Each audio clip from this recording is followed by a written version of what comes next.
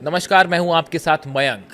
तो देखिए, थंब है बटन दबा और इजराइल तबाह, इजराइल की मिसाइलें तबाह। अब ऐसा क्यों कहा जा रहा है? हाल ही में हमने देखा था कि इजराइल ने अपना पेट्रियट सिस्टम जो है वो यूक्रेन को दिया, जिसके बाद पुतिन का खासा गुस्सा दिखाई दिया इजराइल को लेकर, क्योंकि रूस और यूक्रेन युद्ध में बड़ा अहम है। मिसाइल का जो वॉरफेयर है ये बड़ा गेम चेंजर साबित हो रहा है।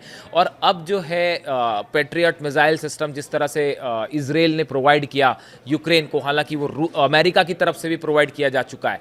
पेट्रियट एक मिसाइल डिफेंस सिस्टम है जिससे रूसी मिसाइलों को, जब हमला रूस करता है मिसाइलों को, तो उनको रोकने का काम करता है ये पेट्रियट मिसाइल। लेकिन अब जो बड़ी खबर निकल के आई है कि रूस ने ऐसी मिसाइल्स बनानी शुरू की हैं, अपनी जो उसके पास ऑलरेडी मिसाइल्स हैं इसमें ऐसे चेंजेस करने शुरू किए हैं जिसको पेट्रियट सिस्टम, इजराइल का मिसाइल सिस्टम नहीं रोक पाएगा। देखिए, ये बड़ी खबर है।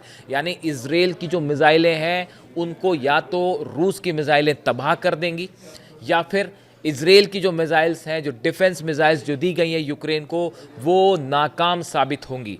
अब ये जो क्या चेंजेस हैं मिसाइलों में और ये क्या पूरा मैटर है, इसको बारीकी से समझना होगा। देखिए, रूस की ओर से स्कंदर एम और किंजल मिसाइल, ये दो मिसाइल्स हैं जिसका बहुत ज़्यादा रूस ने इस्तेमाल किया है यूक्रेन के खिलाफ। इन मिसाइलों को अपग्रेड किया जा रहा है, इन मिसाइलों को नए तरीके से टेक्निकल एडवांसमेंट किया जा रहा है, ताकि इजराइल ने जो सिस्टम पेट्रियट दिया है वो फेल हो जाए, वो नाकाम साबित हो जाए। और ऐसा बताया जा रहा है कि इसका असर भी दिखाई देने लगा है। रूस ने काम बहुत तेजी से किया। अब इसकी खास बात क्या है? ये जो रूस ने चेंज किया है, इसकी खास बात क्या है? देखिए, ये मिसाइल्स में जो चेंज हुए हैं, स्कंदर एम और किंजल मिसाइल में बताया जाता है कि रूस ने ऐसी मिसाइल्स पर काम करना शुरू किया है तेजी से, जो अपना रास्ता बदल देती हैं, जो टारगेट पर जाते जाते अगर सामने से कोई डिफेंस मिसाइल फायर हुई, मान लीजिए रूस ने कोई मिसाइल फायर की और उसे रोकने के लिए इजराइल ने जो पेट्रियट सिस्टम दिया है, यूक्रेन ने वो मिसाइल, डिफेंस मिसाइल फायर की, तो रूस की मिसाइल अपना रास्ता बदल देगी और उसको डॉज करते हुए वो यूक्रेन के ठिकाने पर गिर जाएगी। अब जरा याद करिए, जब 12 दिन की जंग हुई उस दौरान आखिरी 4 दिनों में जो मिसाइल्स फायर हुई वो इजराइल के लिए एक बड़ा पहेली बन गई थी। इजराइल उनको समझ नहीं पा रहा था कि कैसे रोका जाए। Iron Dome fail, THAAD fail, Arrow fail, जितने डिफेंस सिस्टम है वो सब नाकाम साबित हो रहे थे और ईरान की मिसाइलें धड़ाधड़ इजराइल पे गिर रही थी। उस समय क्या आपने इस बात पर गौर किया था? हमने वीडियो भी बनाया था, और अगर आपको याद हो तो ये कहा जा रहा था कि ईरान ने ऐसी मिसाइल्स फायर की हैं जो एन वक्त पे अपना रास्ता बदल लेती हैं, और इस वजह से ईरान का जितना डिफेंस सिस्टम है वो फेल हो रहा है। और कुछ इसी तरह की चीज़ अब रूस यूक्रेन में कर रहा है। मतलब क्या है वो आप समझदार हैं, इशारा काफ़ी होता है, समझ लीजिए कि रूस और ईरान का ये क्या कोलैबोरेशन और क्या खेल चल रहा है। बिल्कुल यही चीज़ रूस अब यूक्रेन के साथ कर रहा है। दूसरी चीज़, दूसरा जो बड़ा चेंज इस इस्कंदर एम और किंजल मिसाइल में रूस ने किया है, इसको गौर से समझिए आप। इन मिसाइलों की खास बात यह है, ये सब चीज़ें पेट्रियट को काउंटर करने के लिए की गई हैं। वो डिफेंस सिस्टम जो इजराइल ने दिया, जो इजराइल ने यूक्रेन को दिया, उसके बाद यूक्रेन अपनी मिसाइलों से जो है वो रूस की मिसाइलें गिरा दे रहा था, लेकिन अब रूस ने उसमें चेंजेस किए, बिल्कुल वैसे ही जैसे ईरान की मिसाइल्स में थी चीज़ें। अब जो चेंजेस हुए हैं उसमें दूसरा बड़ा फीचर ये है कि ये मिसाइल्स आसमान में जब फायर होती हैं और जब ये गिरने वाले पोर्शन में आती हैं नीचे, तो ये बड़ी तेज रफ्तार से नीचे गिरती हैं। यानी आप एक स्पीड पे देखेंगे इसे आसमान में जाते हुए, लेकिन जब गिरने वाली डाउनफॉल की बात होती है वो बड़ी तेजी से नीचे गिरती है। और इस वजह से जो डिफेंस सिस्टम है इजराइल ने जो दिया है पेट्रियट, वो उनको नहीं रोक पा रहा।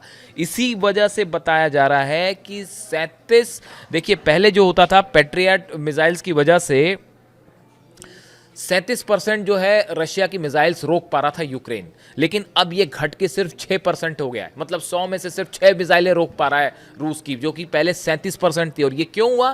क्योंकि रूस ने अपनी मिसाइलों में चेंज किया। अब ये दूसरी वाली जो बात मैंने आपको बताई कि ये मिसाइल तेजी से नीचे गिरती है, क्या आपको तस्वीरें याद हैं 12 दिन की जंग की? मुझे तो एक एक तस्वीरें याद है।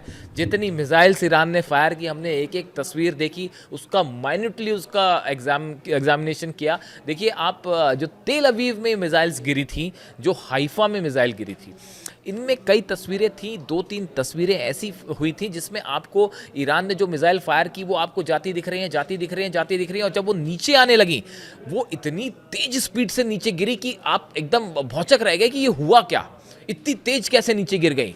क्या यही टेक्नोलॉजी अब इस्कंदर एम में और जो दूसरी मिसाइल है किंजल में, क्या यही टेक्निक यूज़ कर रहा है रूस भी?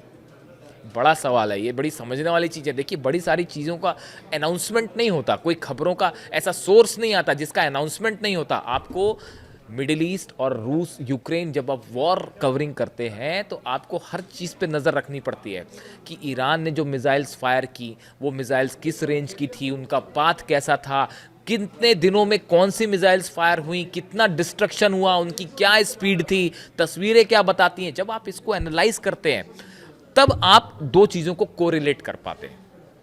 जहाँ तक मैं समझ पा रहा हूँ या कुछ एक्सपर्ट्स इस बात को मानते हैं कि तो 12 दिन की जंग में आखिरी के 3 से 4 दिन में जो ईरान की मिसाइलों ने तबाही मचाई इजराइल में, वो बड़ी भयंकर तबाही थी। और इसको तो लेके डोनाल्ड ट्रंप ने भी ये बात कही थी कि मिसाइलों को गिरते हुए हमने देखा, यानी पूरी दुनिया देख रही थी वो उन मिसाइलों की ताकत। अब देखिए, ये जो रूस कर रहा है, रूस के पास लॉन्ग रेंज बैलिस्टिक मिसाइल्स बहुत सारी हैं, वो उसमें कोई शक नहीं है। रूस की मिसाइलों का कोई मुकाबला नहीं, कोई तोड़ नहीं। ईरान से बहुत बेहतर मिसाइलें हैं रूस के पास। लेकिन जो ये शॉर्ट रेंज वाली मिसाइल्स की बात हो रही है, इसमें जो टेक्नोलॉजी आई, रास्ता बदलने वाली मिसाइल, आपने देखा वो, आप अभी सर्च करिए, आपको उस 12 दिनों की जंग की आप सर्च करिए ईरान की रास्ता बदलने वाली मिसाइलें, वो आपको उस समय का चीज़ें मिल जाएंगी। आपको ये भी मिल जाएगा कि कैसे क्लस्टर बम्स लगे थे ईरान की मिसाइल में आखिरी दिनों में। तस्वीरें आप देखिए, अगर आपको याद नहीं है तो आप खोल के देख लीजिए पुराने वीडियोस, जो ईरान की मिसाइल्स थी वो कैसे आखिरी के 3 दिनों में बड़ी रफ्तार के साथ नीचे गिरती थी। यही चेंजेस अब रूस ने अपनी मिसाइल्स में किए हैं इजराइल के पेट्रियट सिस्टम को रोकने के लिए, जिसका नतीजा ये है कि यूक्रेन के लिए ईरान की रूस की मिसाइलें रोकना मुश्किल हो गया है, और जो 37% मिसाइल रोक रहा था वो घट के सिर्फ 6% हो गया है। ये है ईरान और रूस की मिसाइलों का जलवा। यानी एक बार बटन दब जाए तो उसके बाद सामने वाले देश के लिए मिसाइलों को रोकना बहुत मुश्किल है। अगर मिसाइल की बटन रूस ने दबा दी तो वो फिर गिर के रहेगी, बटन अगर ईरान ने दबा दी तो वो तेल अवीव और हाइफा पे गिर के रहेगी, रोकना मुश्किल हो जाएगा डिफेंस सिस्टम के लिए। देखिए, पहले भी इस तरह की खबरें आई कि रूस और ईरान के बीच बड़ा मिसाइल कोऑपरेशन है। खबरें आई कि नॉर्थ कोरिया और ईरान के बीच में बड़ा मिसाइल कोऑपरेशन है। खबरें आई कि चीन और ईरान के बीच में बड़ा मिसाइल कोऑपरेशन है। जो मिसाइल का सॉलिड फ्यूल है वो चीन प्रोवाइड कर रहा है। इस तरह की भी खबरें हैं। देखिए, ये जो सब चीज़ें हैं, ये इसमें कोई शक नहीं है कि ईरान से अगर फिर से युद्ध होता है, और जो कि जिसकी आहट अब सुनाई देने लग गई है, उसकी तैयारी में जुट चुका है ईरान बहुत ही तेज रफ्तार के साथ, ताकि अगर अगला हमला होता है तो पिछली बार के मुकाबले और माकूल जवाब दिया जाए। इसकी तैयारी में ईरान जुटा हुआ है। और ये जो रूस की जो पेट्रियट मिसाइल्स को तोड़ने वाली मिसाइल्स जो बनाई हैं रूस ने, ऑब्वियस सी बात है कि अगर रूस के पास ये है तो ईरान के पास भी है। हो सकता है ईरान ने ही कुछ प्रोवाइड किया हो रूस को, इस तरह भी खबरें हैं। तो यानी ये कोलैबोरेशन जो है ईरान का इन देशों के साथ, ये आने वाले वक्त में इजराइल और अमेरिका के लिए एक बड़ी चुनौती साबित होगा, जो कि यूक्रेन के लिए जैसे चैलेंज बना हुआ है, यही चैलेंज आने वाले दिनों में इजराइल के लिए भी हो सकता है। इससे जुड़ी जो भी खबर होगी आप तक पहुंचाएंगे। Thank you so much.